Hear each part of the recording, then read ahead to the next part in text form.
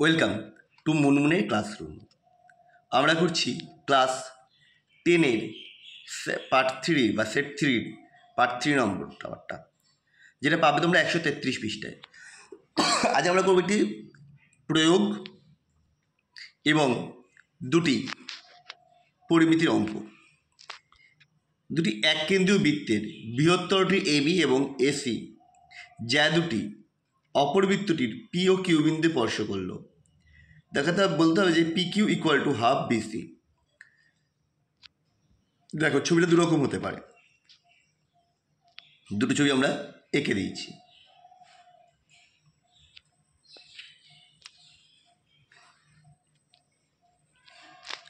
অকেন্দ্রীয় বৃত্তের বৃহত্তরটির এবি ও এসি যা দুটি ক্ষুদ্রতর বৃত্তটিকে পি ও কিউ বিন্দুতে স্পর্শ করেছে। প্রামাণ্য বিষয় কি? P Q equal to half BC প্রমাণ করতে হবে। অঙ্কন: ওপি ও ও কিউ আর হচ্ছে পি কিউ, এগুলো যুক্ত করে দিলাম। পি বিন্দুতে স্পর্শক এবি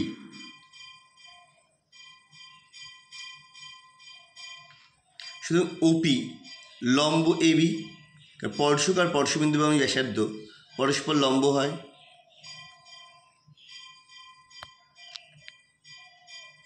কিউ বিন্দুতে স্পর্শক হচ্ছে এসি, তাহলে এক্ষেত্রেও হবে কি ও কিউ লম্ব এসি, কারণ স্পর্শক আর স্পর্শবিন্দু ব্যাসার্ধ লম্ব পরস্পর। বৃহত্তরটির জ্যা হলো এবি ও এসি কেন্দ্র থেকে জ্যায়ের ওপর লম্ব দুটিকে সমদ্বিখণ্ডিত করে। সুতরাং পি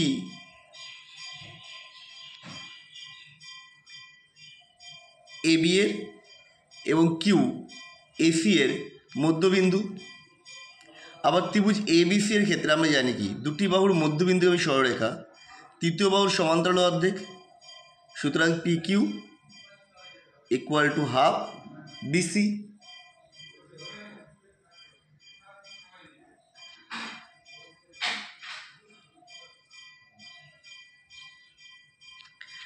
এখন দেখো, 1 সেমি ও 6 সেমি দৈর্ঘ্যের ব্যাসার্ধ বিশিষ্ট দুটি নিরেট গোলককে গলিয়ে 1 সেমি পুরু ফাঁপা গোলকে পরিণত করা হলো। নতুন গোলকটির বাইরের বক্রতলের ক্ষেত্রফল নির্ণয় করতে বলেছে। তো নতুন গোলকটির বাইরে ব্যাসার্ধ বড়তে 8 সেমি, তাহলে যদি 1 সেমি পুরু, তাহলে অন্তঃসাথে কত হবে 1 সেমি।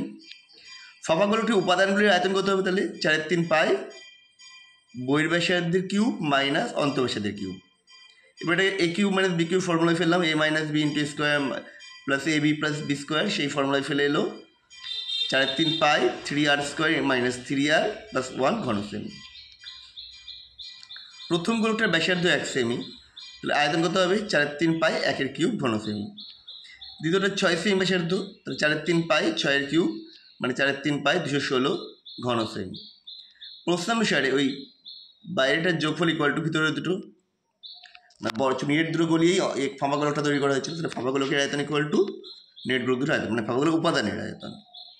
সমাধান করলে এটা আসছে আর এর মান 8 এবং -8 এবং 9, যেহেতু ঋণাত্মক হতে পারে না, শুধু আর এর ব্যাসার্ধ বহির্ব্যাসার্ধ হচ্ছে 9 সেমি।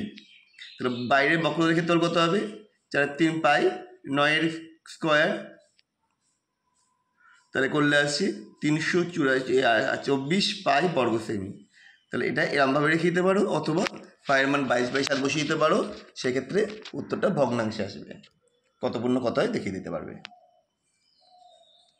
লম্ববৃত্তাকার একটি শঙ্কুকৃতি তাঁবুতে 11 জন লোক থাকতে পারে। প্রত্যেক লোকের জন্য ভূমিতে 4 বর্গমিটার জায়গা আর 20 ঘনমিটার বাতাসের প্রয়োজন হয়। তাহলে তাঁবুটার উচ্চতা কত? তাঁবুর উচ্চতা 8 মিটার। প্রত্যেক লোকের জন্য ভূমিতে 4 বর্গমিটার জায়গা লাগলে মোট জায়গা লাগছে কত? 11 × 4 44 বর্গমিটার। তাঁবুটির আয়তন কত? 1/3 একটু ভূমি ক্ষেত্র উচ্চতা, তাহলে সেটা করলে আসছে 44h/3 ঘনমিটার।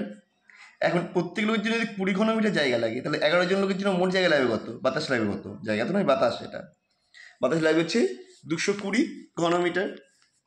প্রশ্ন সে দুটো সমান করে দাও, সমাধান করলে এই যে মান বেরোবে 15, অর্থাৎ তাঁবুটির উচ্চতা 15 মিটার। আমাদের ভিডিও যদি ভালো লাগে অবশ্যই শেয়ার করো এবং কমেন্ট করো। আবার দেখা হবে নেক্সট ভিডিওতে।